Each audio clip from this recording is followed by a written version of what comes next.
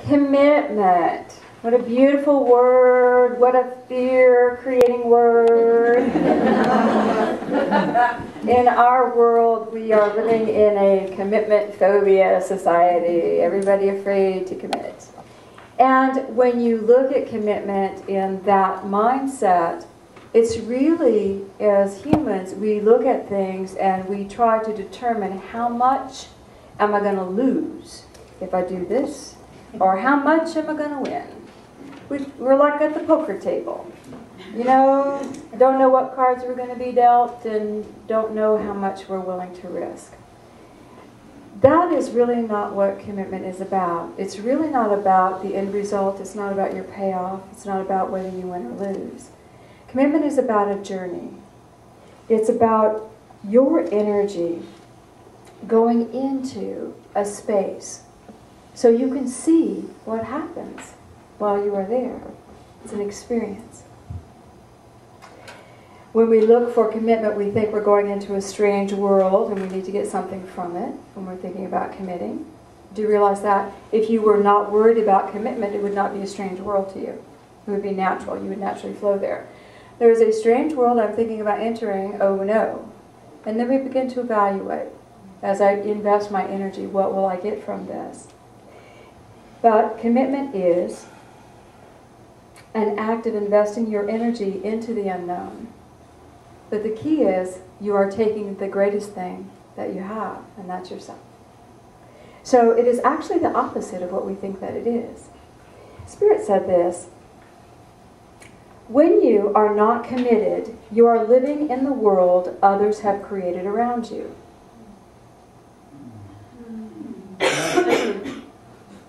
Your energy isn't there. You are living in a world that others have created by their commitment. And you are subject to every wind that blows. That's what walking uncommitted does. When you commit, you will see your consciousness in the world. And this is actually when you begin to create. When you take your energy into an environment, a situation, now you will see your energy reflected back to you. And now you can create within this space. How simple is this? Oh, so simple. So simple. So commitment is a journey. It's a journey. Have you ever gone to a job or a place of employment? Let's just stick with jobs. And you just hated it. Just hated it because you did not belong there. So, how much of your energy was committed to that job? You went into someone else's world and watched their energy create all around you without taking your energy with you. Do you know why they hired you in the first place? Pop quiz. For your energy. They hired you for your energy, for you to come and bring yourself to that position, to give your energy and your light.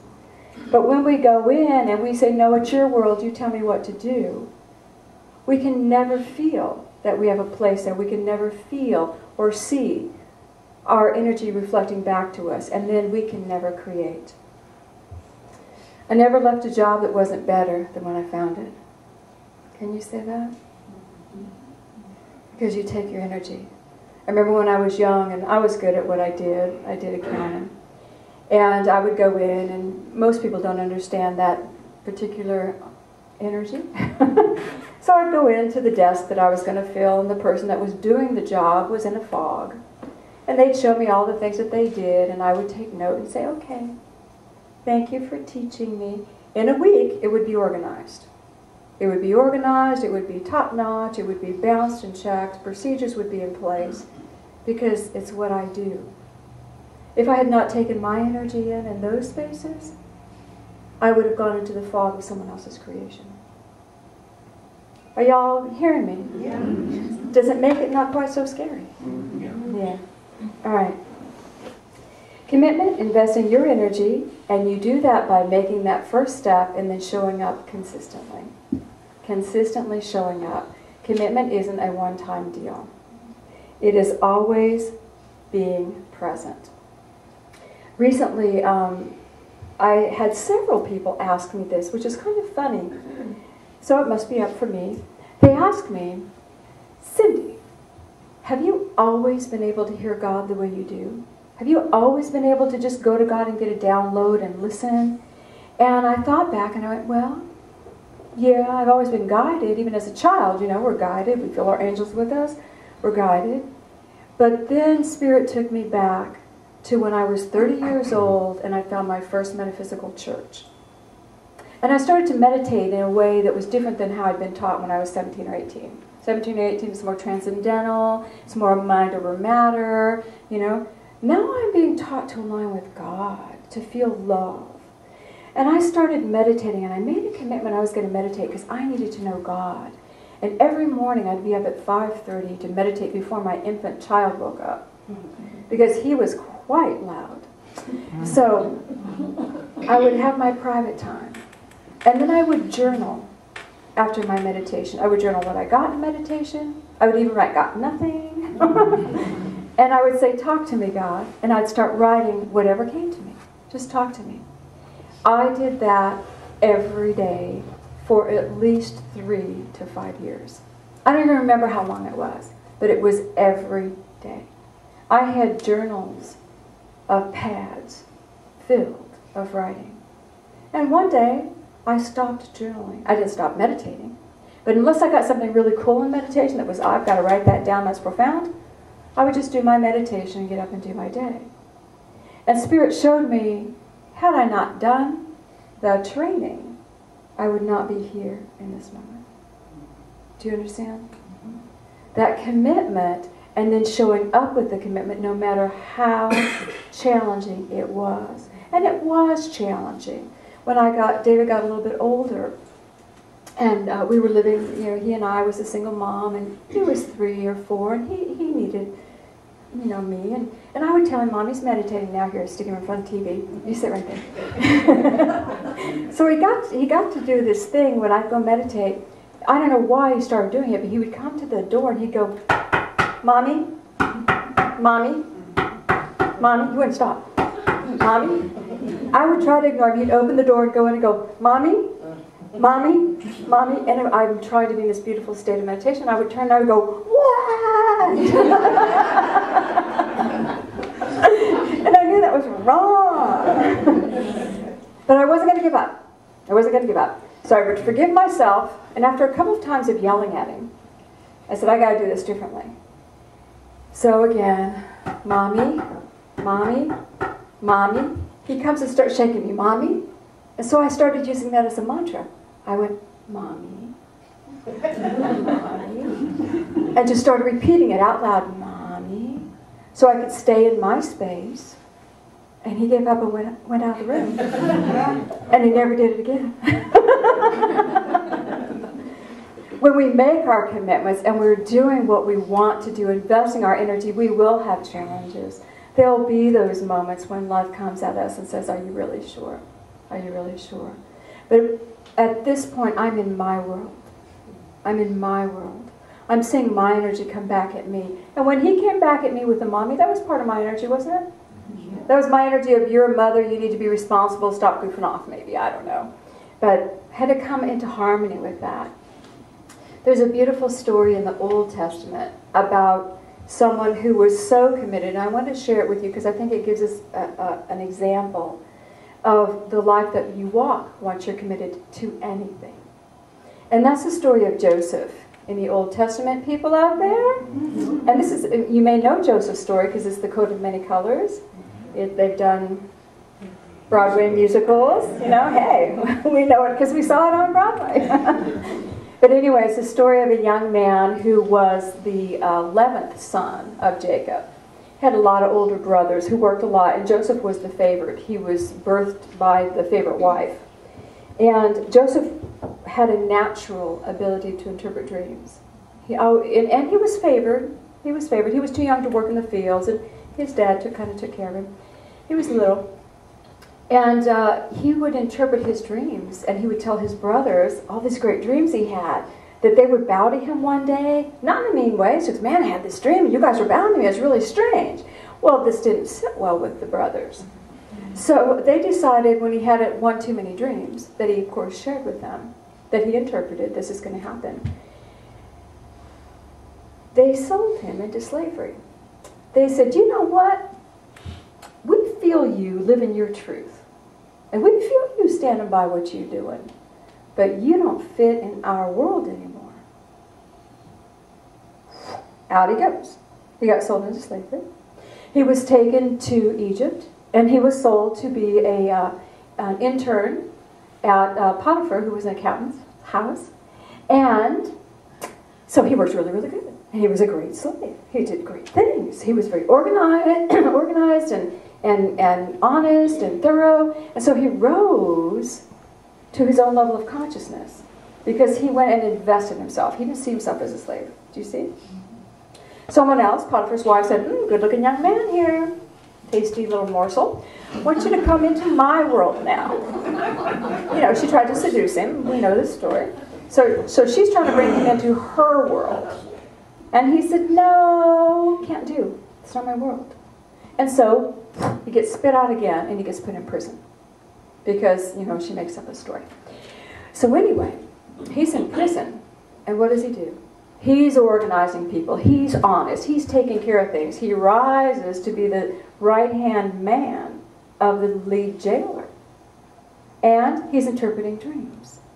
And he's interpreting them honestly. No, your dream says you're going to die. I'm sorry. That's what that dream says. He didn't pull back. He told them the truth. Your dream says you're going to be free from prison. Great. Good.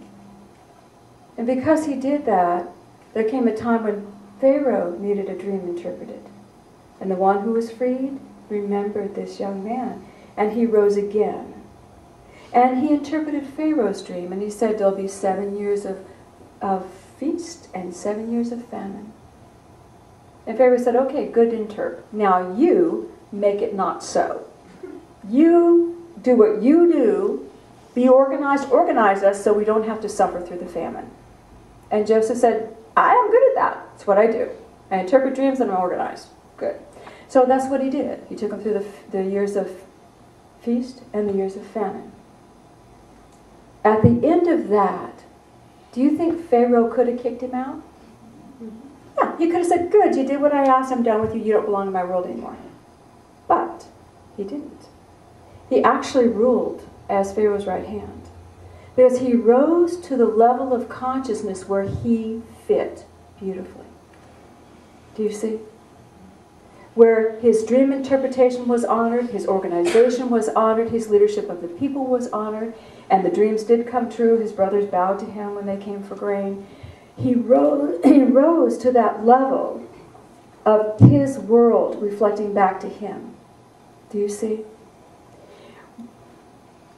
What if he had at any point given up on himself? What if he had pulled back at any point? I mean, it's hard, I guess, when you're in jail. You know, for years, I guess it might be difficult to keep your focus on, I have something still to give here. Let me give. You know? When we all are walking and we're making that commitment, we will all find those situations where the world that has been created around us is no longer a blend.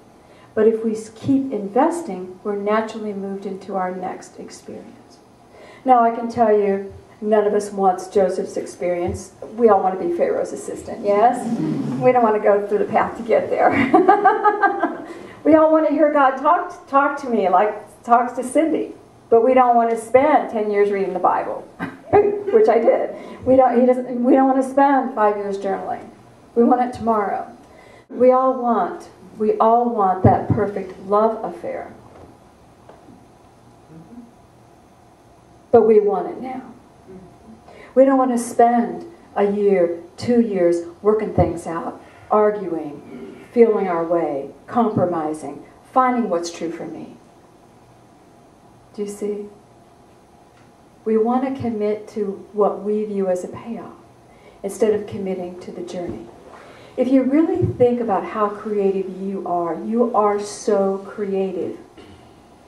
The minute you put your foot in and you say, I am in this game, now you can see who you are.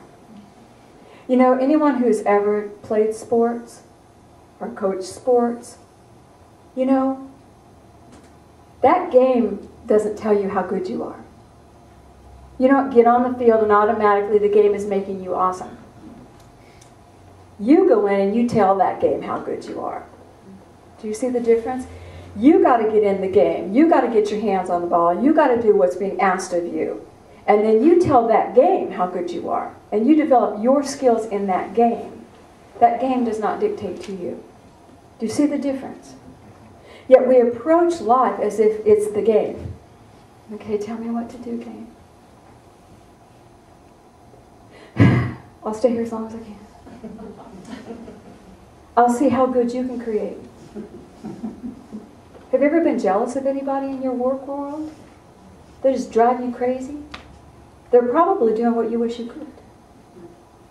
They're probably investing their energies and trying to the level that you wish you could. Y'all hearing? Okay. All right.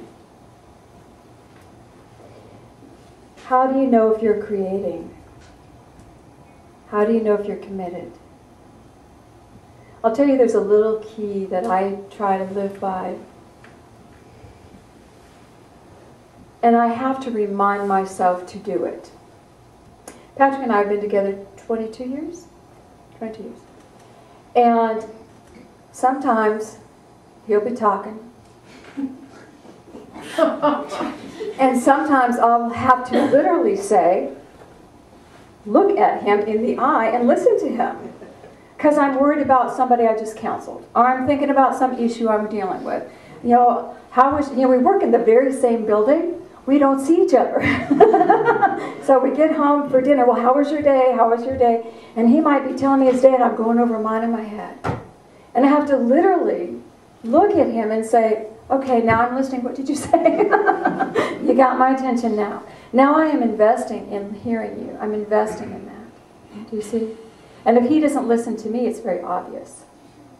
And then I smack him.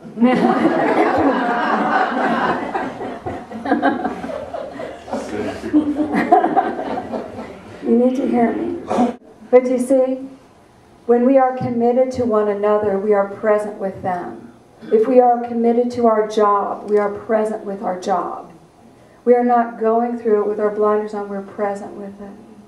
If we're committed to God, we're present with God. How many of us do quick morning prayers? Yep, God, how's it going? High five, see you later. Yeah. And then the end of the day we go, why didn't that work? I had made a left and I should have made a right. Why didn't you tell me, God? You know? At least you're committed to the morning and evening prayer. That's a good thing. But is it enough to create a good relationship?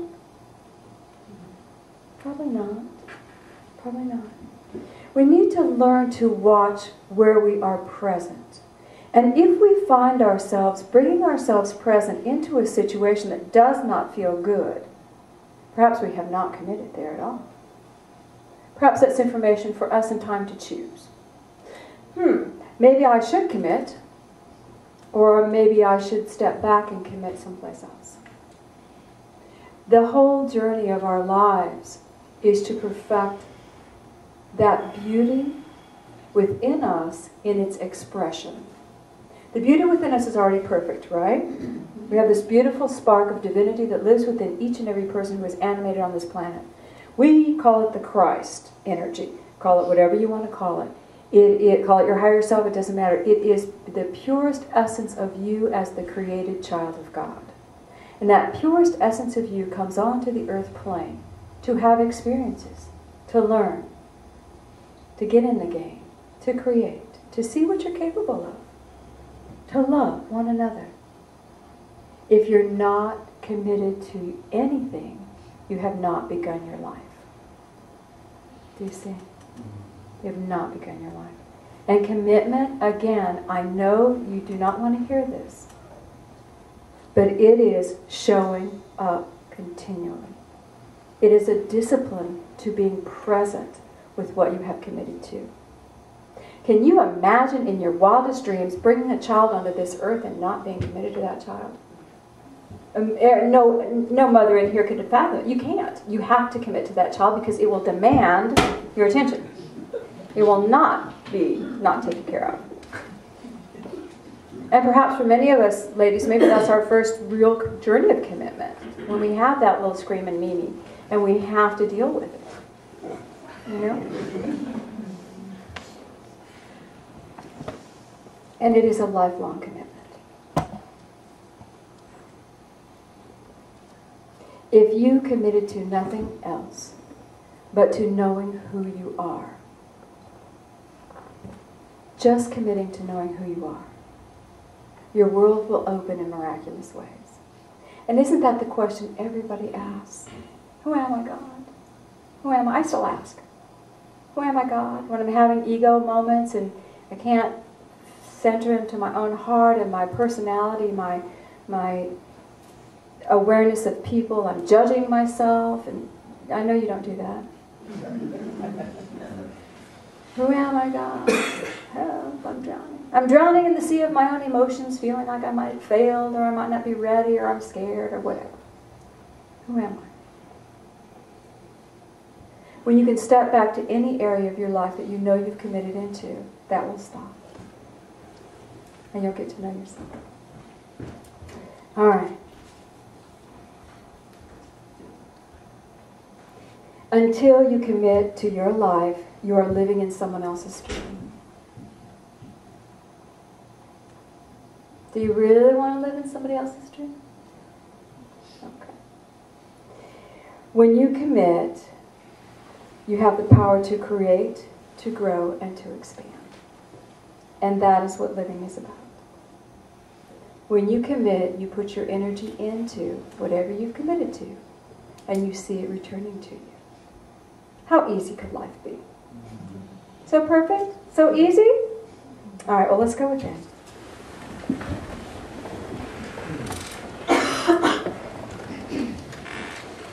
Let's just breathe. Feel that beautiful light of God's love coming over you now. And I want you just to imagine that you can pull all of your focus and all of your energy just back into your heart. And just let your focus, just visualize your heart energy. See it as a beautiful light, perhaps golden or green or pink or whatever color it comes for you.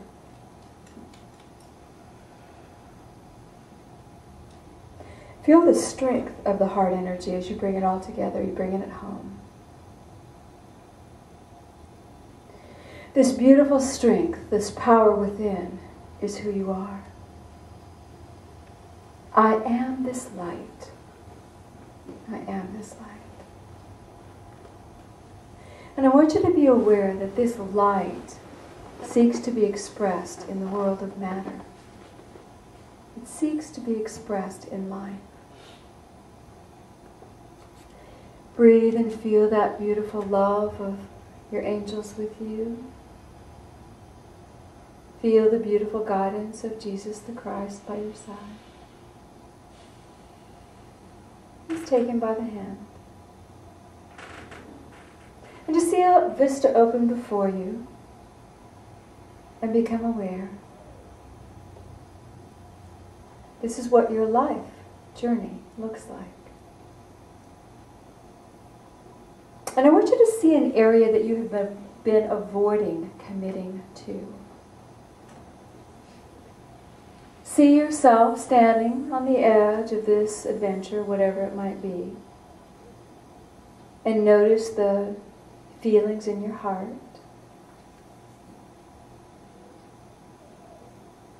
And as you stand there, just simply ask, is this mine to do?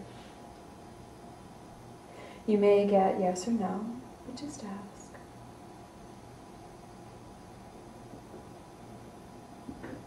You get yes, just stick your toe into that energy and feel it not be quite so fearsome. Feel it become quiet, calm. If you get no, step aside.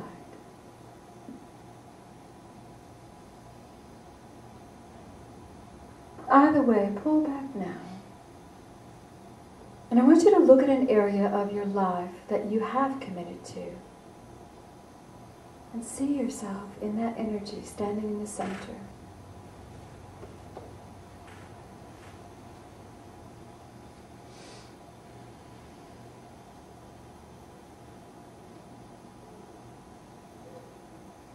How present are you in this commitment?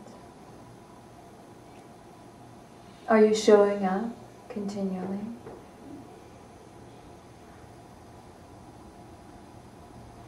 I want you to breathe and look at this energy. Do you see your light being reflected back to you? Do you feel the comfort of seeing the growth that your soul is experiencing?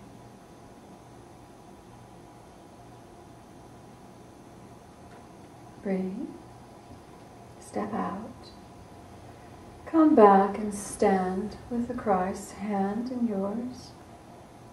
And just view your little life as it goes before you.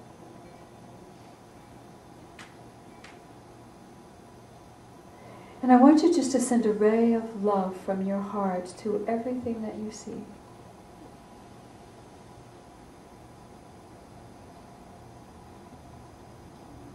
And in this moment, you can commit to love your life. If you choose, see how it feels to love your life. Send love to every trial, every success, every challenge, every adventure.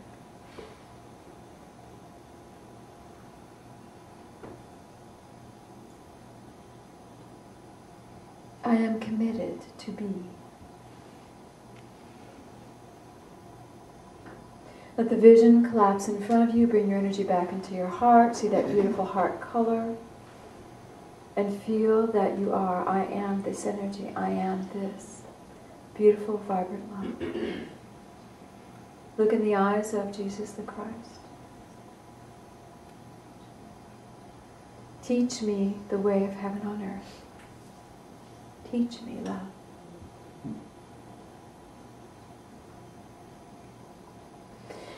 Breathe and receive.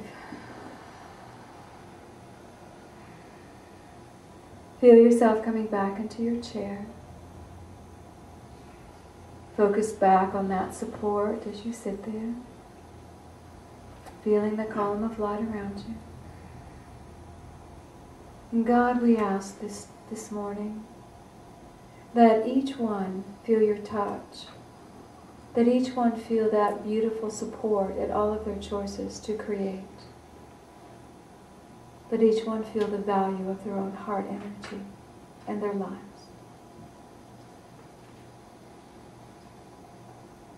And it is my prayer, God, that this week you walk with them, helping them realize when they are present and when they are not.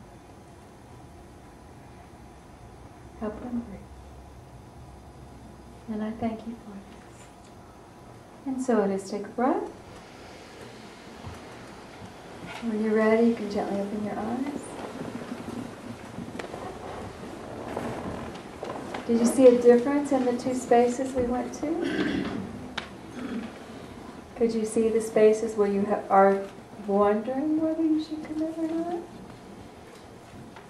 And the difference between those and the spaces where you aren't committed. You are God's radiant, beautiful child, perfect in every way. And Jesus said, take that perfection out into the world. Be perfect, even as your Father which is in heaven is perfect. And so it is. There you go.